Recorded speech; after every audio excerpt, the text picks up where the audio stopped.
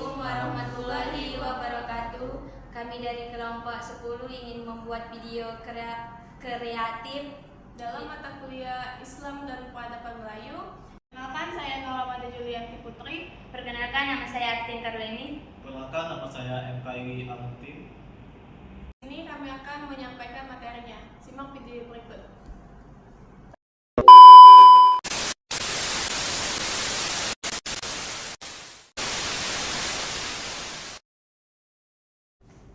Baik, di sini saya akan menjelaskan teknologi pertanian dan pelayaran Melayu.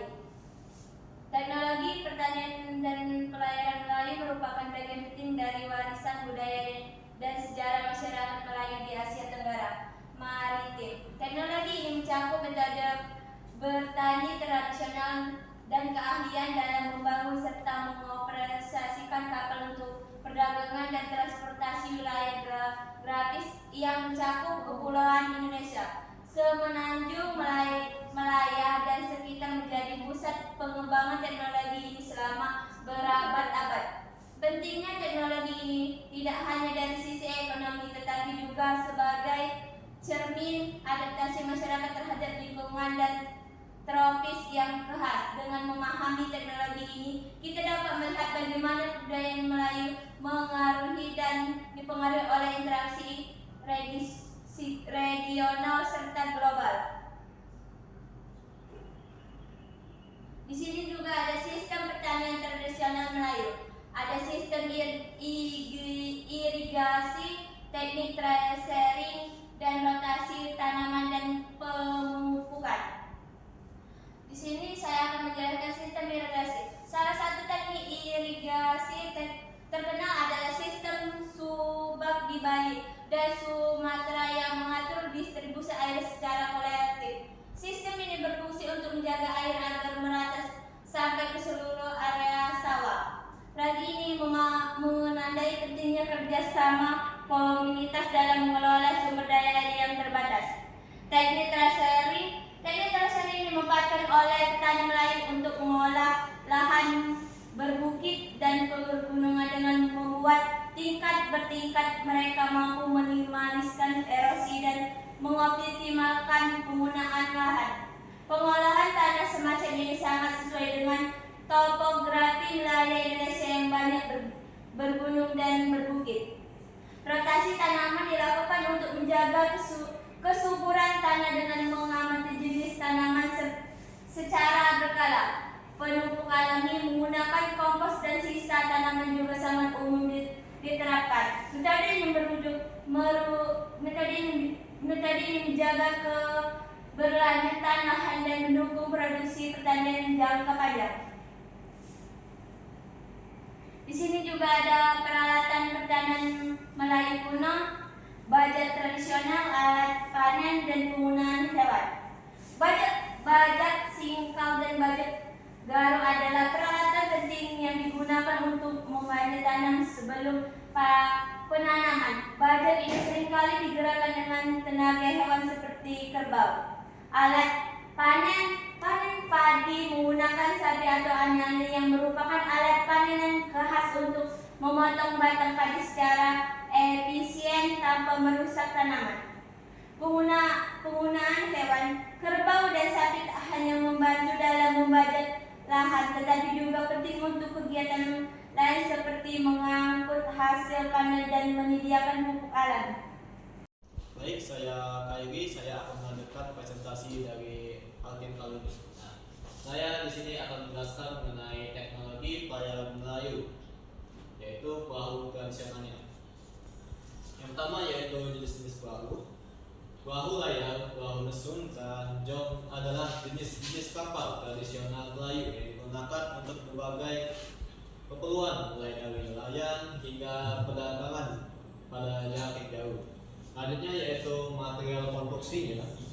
Kayu jati dan kayu ulin menjadi bahan utama pembuatan perahu karena kekuatan dan ketahanannya terhadap air laut serta cuaca tropis. Selanjutnya yaitu teknik pembuatan, penggunaan pasak kayu dan teknik pengikatan tanpa paku logam memperlihatkan keahlian tinggi dalam pengerjaan kayu yang memungkinkan kapal lebih fleksibel dan tahan lama. Selanjutnya yaitu sistem navigasi pada peradaban Melayu kuno. Yang pertama yaitu pengetahuan bintang. Nah, di sini para pelaut Melayu mengandalkan gerasi bintang sebagai panduan di laut lepas, termasuk pola bintang khusus yang dikenal untuk menentukan lokasi dan arah tujuannya. Selanjutnya yaitu arus laut dan angin musim. Mereka memahami siklus arus laut dan angin musim yang membantu menemukan waktu, belayar, dan jarak terbaik untuk mencapai tujuan perdagangan. Selanjutnya yaitu kompas tradisional. Di sini penggunaan kompas dari kayu dengan jarum magnetik merupakan inovasi lokal untuk navigasi yang membantu mengurangi resiko tersesat di tengah lautan.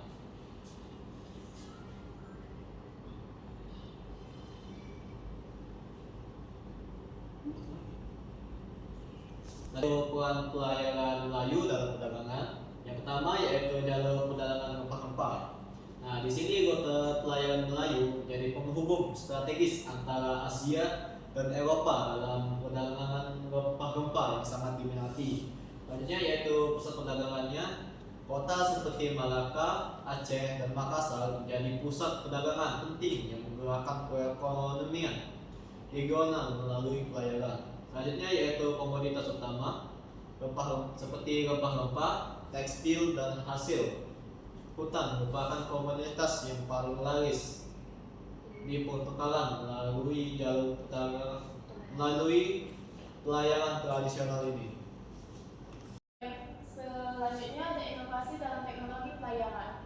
Di sini ada pengembangan layar, yaitu di mana layar tanjak dan layar pinisi dikembangkan untuk meningkatkan efisiensi angin dan kemudahan pengoperasian kapal di laut yang beragam kondisi.